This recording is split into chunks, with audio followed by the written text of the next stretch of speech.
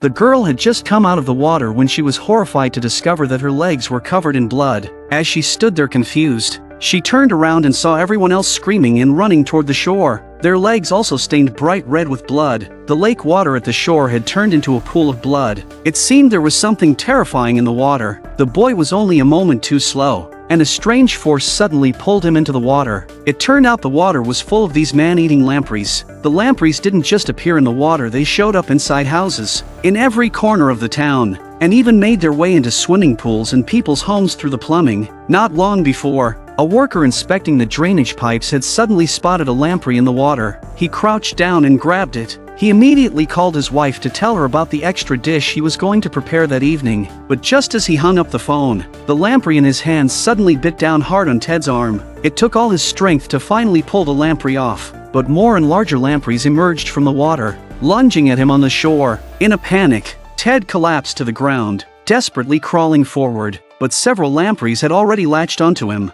A 2.5-meter-long lamprey even jumped onto the top of his head. With cries of agony, Ted was dragged into the water by the lampreys. Meanwhile, by a stream, a man fishing was suddenly attacked by lampreys. An enormous lamprey jumped out of the water and bit his eye. His dog, terrified, barked frantically and ran off, while its owner was pulled into the water by the lamprey.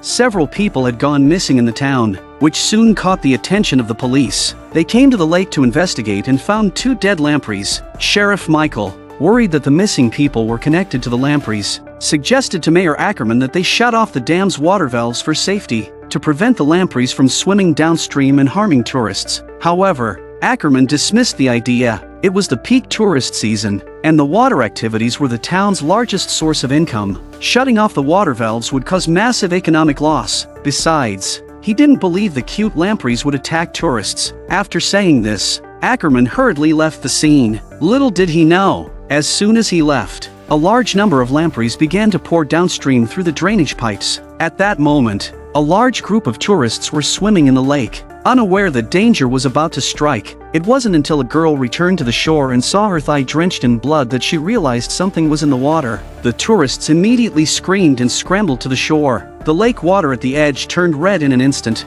Those who were a bit slower became the lamprey's meal. Michael's daughter, Nicole, also went to the lake. After the incident, she quickly called her father to inform him. Normally, lampreys don't attack humans, so the only explanation was that they had mutated. Deputy Sheriff will immediately send an officer to the scene to prevent the tourists from entering the water. However, Rich didn't take the situation seriously. He was leisurely sitting on a boat, enjoying his downtime, and even cracked open a can of chilled beer. At that moment, an accident occurred. A lamprey suddenly jumped up and bit into his arm.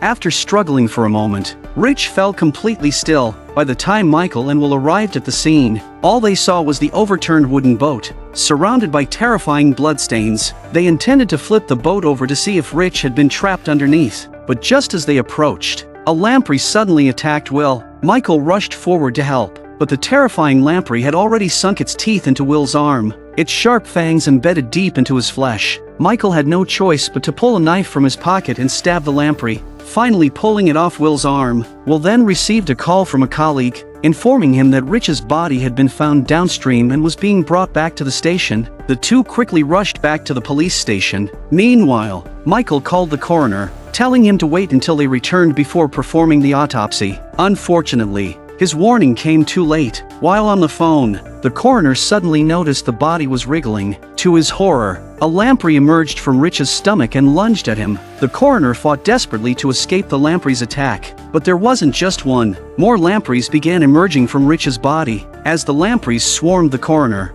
he was overwhelmed and met the same fate as Rich. Hearing the screams, Michael immediately sensed something was terribly wrong. When they arrived at the police station, they found the coroner already dead, and the lampreys had crawled into the sewer system through the drain. If the lampreys made it into the residents' homes through the pipes, the consequences would be unimaginable. Realizing the gravity of the situation, Michael had no choice but to call Ackerman. When Ackerman saw the scene, he gasped in shock. It was hard for him to believe that the lampreys were responsible for all of this. However, When Michael once again suggested immediately shutting down the water activities and the town's water supply system, Ackerman ruthlessly refused. In Ackerman's mind, the Lampreys weren't that dangerous, they were just food on the human dinner table. In comparison, he was far more concerned about the economic loss to the town. Seeing Ackerman so stubborn and blinded by money, completely disregarding the safety of the residents, Michael and Will had no choice but to find another way. Michael then thought of the local TV station. He decided to use a live broadcast to warn the residents to stay away from the water. Upon seeing this,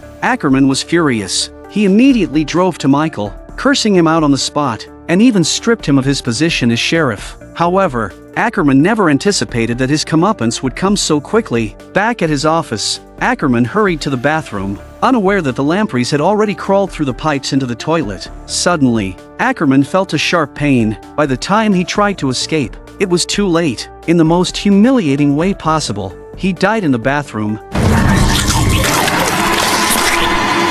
Meanwhile, Ellen entered the swimming pool to swim. As soon as she submerged in the water, she was attacked by Lampreys. A short while later, Nicole and her boyfriend Alex arrived at the pool. As they were playing around, they suddenly saw Ellen's lifeless body in the water. A lamprey even emerged from Ellen's mouth, which terrified them, and they quickly scrambled back to the shore. But soon, more lampreys appeared in the pool, beginning to devour Ellen's body. Hearing the scream, Kate also arrived here. They quickly ran back toward their home. Meanwhile, at home, Michael's youngest son, Kyle, found himself in danger. A large number of lampreys had crawled through the pipes and into the house, filling the toilet with lampreys. Terrified, Kyle quickly hid in a nearby storage room. Meanwhile, all corners of the town had been overrun by the lampreys. They kept emerging from the sewers and water pipes, forming a massive lamprey army that began launching frenzied attacks on the residents. The entire town fell into chaos. Realizing that the situation was spiraling out of control, Michael and his colleagues hurried home to take his wife and children and escape the town. However, their path was also blocked by countless lampreys. Up ahead, Marcy had been frozen in fear by the massive number of lampreys. She stopped her car in the middle of the road and didn't try to drive through. Just as she was about to make a call, some lampreys had already crawled through the car window and into the vehicle. By the time Michael and Will caught up, Marcy's car was completely surrounded by lampreys. Faced with so many lampreys, they were powerless to do anything, and could only watch helplessly as Marcy was devoured alive by the lampreys. Michael and Will, seeing this, didn't dare waste a moment. They accelerated, running over the lampreys and continued their journey. At the same time, Tate, Nicole, and Alex had just returned home. Alex chose to separate from them to check on his own family's safety, but after saying goodbye to her boyfriend, Nicole entered the house and discovered that her mother, in search of Kyle, had been trapped in the bathroom by countless lampreys. Worried about Nicole's safety, Kate urged her to leave quickly. However, Nicole refused to abandon her mother. She grabbed the toilet plunger and began attacking the lampreys, then handed her mother a hot curling iron. Nicole quickly found a sharper tool and killed a lamprey with it. Tate, seeing this, joined the battle and used the curling iron to burn a lamprey to death. Together, the mother and daughter managed to escape the bathroom. However, they didn't know that Kyle was hiding in the storage room upstairs. Kate told Nicole to hide in the warehouse while she went to the lake, a place where Kyle often played. But when she arrived, she only found 2 mangled corpses, victims of the lampreys. Seeing a large group of lampreys charging toward her, Kate quickly grabbed a bottle of fuel, poured it on the ground, and set it alight. The fire quickly burned a large group of lampreys to death. But Nicole in the warehouse was in danger. Lampreys appeared on the skylight and broke through the glass, falling into the room. In the midst of the crisis,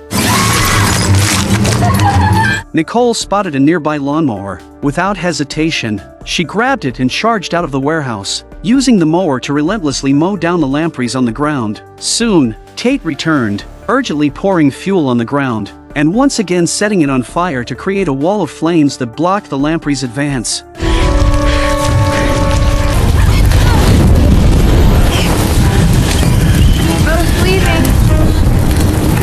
At that moment, Michael finally arrived home and discovered that Kyle was trapped in the storage room. However, the house had already been overrun by lampreys, and they would have to find a way to climb up from the outside. Unfortunately, without a ladder, it was extremely difficult to reach the storage room. Even worse, several lampreys had already broken into the storage room through the damaged pipes. Kyle had no choice but to fight them off with a baseball bat. At just the right moment, Alex arrived. His family had already safely left the town, and in the name of love, he returned to help. Coincidentally, Alex had a ladder in his car. With the ladder, they were able to rescue Kyle. The group quickly drove away, but along the way, Michael decided to stop and shut down the water system to prevent a larger disaster. For safety reasons, he and Will decided to go together. Before they left, Michael dropped his family off at a location far from the water source. Just then, a nearby electrical tower collapsed, almost wiping them out. The culprit behind this disaster was the Lampreys, who had breached the underground pipes and emerged to the surface. However,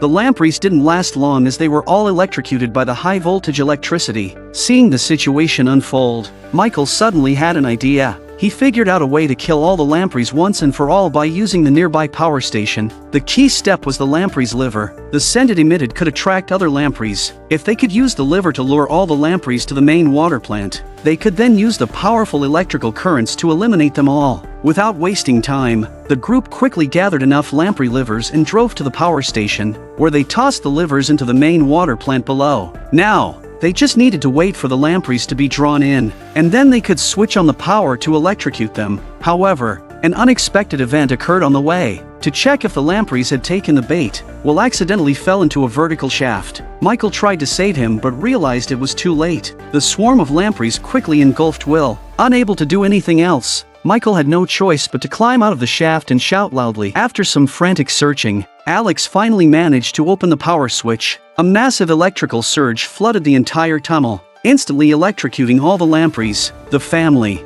having survived the ordeal, embraced each other in relief. The terrifying disaster was finally over, and they had become the heroes who saved the town.